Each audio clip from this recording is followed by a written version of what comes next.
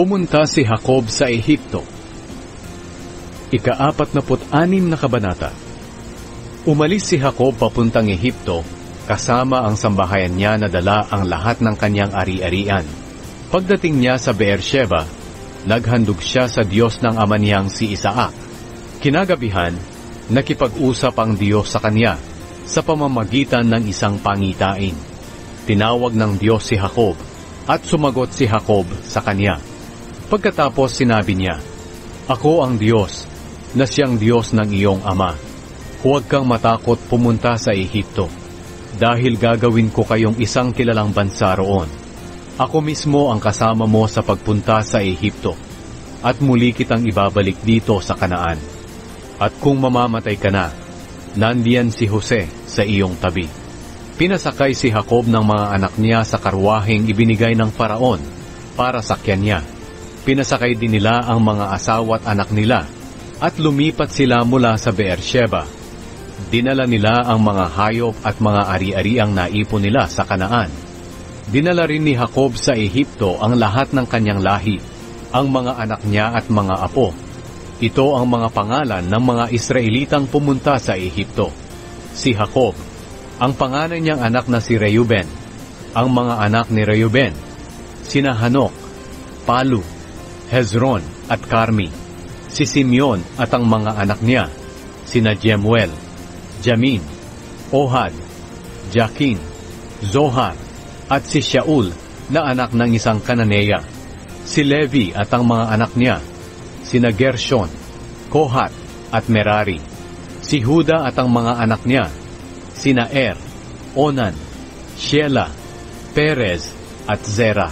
Pero si at Onan ay namatay sa Kanaan. Ang mga anak ni Perez, sina Hezron at Hamul.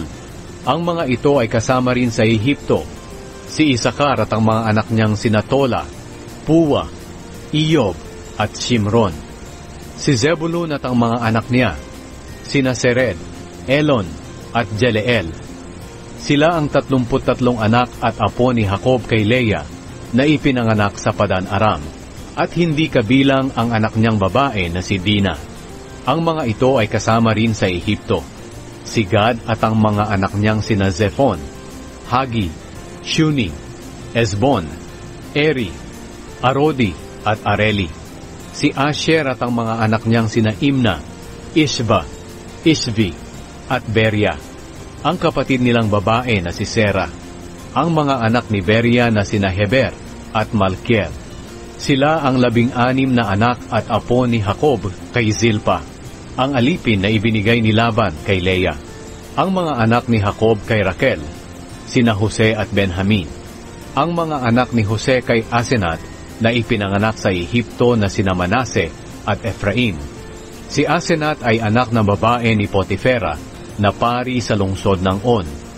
Ang mga anak ni Benjamin, sina Bela, Beker, Asbel, Gera, Naaman, Ehi, Rosh, Mupim, Hupim, at Ard. Sila ang 14 na anak at apo ni Jacob kay Raquel. Ang mga ito ay kasama rin sa Ehipto. Si Dan at ang anak niyang si Hushim.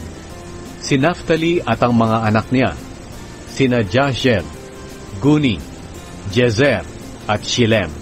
Sila ang 7 anak at apo ni Jacob kay Bilha, ang alipin na ibinigay ni Laban kay Raquel.